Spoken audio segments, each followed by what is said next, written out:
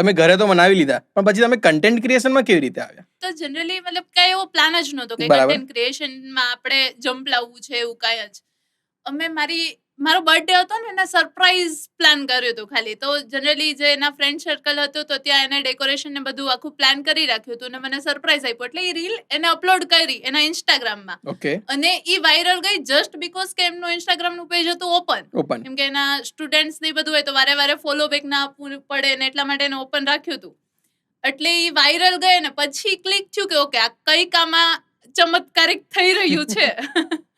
અને અમે સ્ટાર્ટિંગમાં એવું હતું કે ભાઈ લવી ડવી વાળા વિડીયો બનાવવાનું ચાલુ કર્યું હતું, લવ કન્ટેન્ટ ને ઈ ટાઈપનું.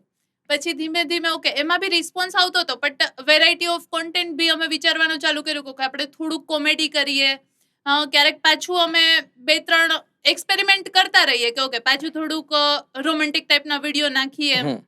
અને એ અકોર્ડિંગ પછી જોયું કે ઓકે જે કોમેડી કન્ટેન્ટ છે ને ઈ લોકો વધારે કેપ્ચર કરી લે છે, ઈ લોકોને વધારે ગમે છે. બરાબર છે. એટલે ઈ પછી કોમેડીમાં ટ્રાન્સફર થતું ગયું ને હવે ફૂલ ઓન કોમેડી ચાલુ છે.